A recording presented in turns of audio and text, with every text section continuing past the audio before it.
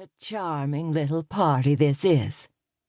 The woman's bored expression made a mockery of her words, but her husband's firm grip on her elbow made her clamp her lips shut before she said more.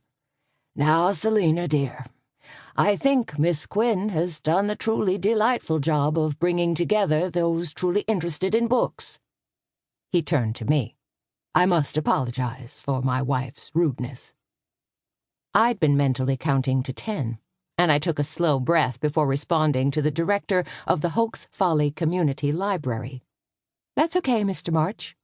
I nodded slightly at him, again hoping my true feelings didn't show through.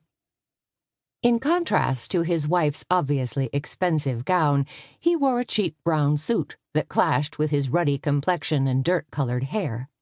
Although his tone and face had remained calm, I noticed he didn't release the tight hold on his wife's arm.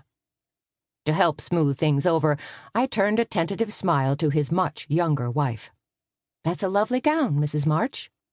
Selina slid her hands down the black sequined material. "Yes, it is. I've always liked wearing Vera Wang. Haven't you?" She narrowed her eyes, and her mouth took on the tiniest hint of a sneer. My teeth ground together as I choked back the catty response I wanted to blurt out. Her dress may have cost more than a month's take-home pay from my store, but that was no reason for me to be rude. Okay, maybe I could be a little catty. "When it's all I can find." I tilted my head and smiled sweetly, ignoring the frown that whipped across Selina's delicate features. Keith stepped forward with the refilled flute. "Both dresses are equally stunning, though everyone knows it's the woman who makes the dress beautiful, not the other way around." He smiled and handed Selina her glass. Selina's mouth opened in a small "oh," and a gasp left her lips.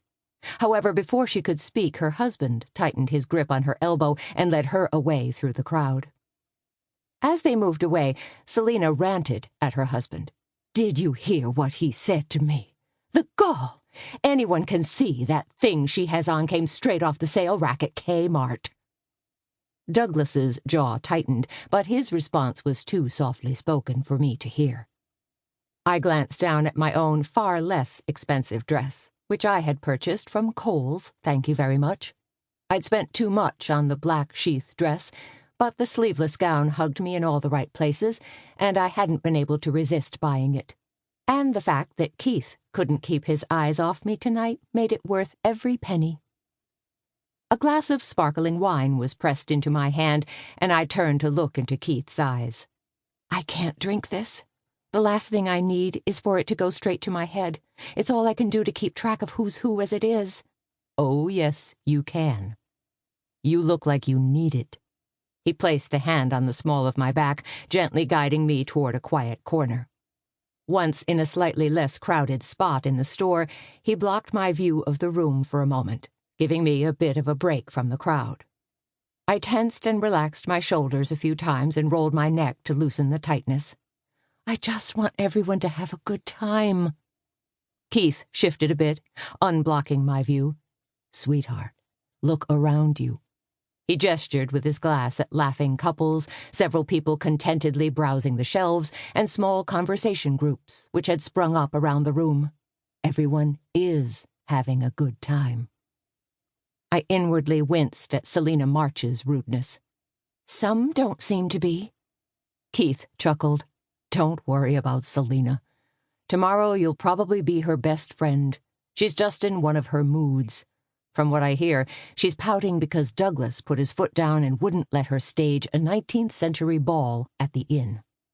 A picture of the elegant turn of the 20th century mansion, which was now the 5-star Hokes Bluff Inn, popped into my head. Built in the early 1900s and intended to outshine Biltmore in Asheville, the estate had over 300 rooms, a bowling alley, 2 indoor swimming pools, and more. I could just see a ball in the grand ballroom, a stringed orchestra playing period pieces while ladies in beautiful dresses danced with dashing men, all in period dress. My eyes wandered over my own little soiree, with my new coffee mugs and my rented but inexpensive champagne flutes. I took in my guests, dressed in everything from nice dresses and suits.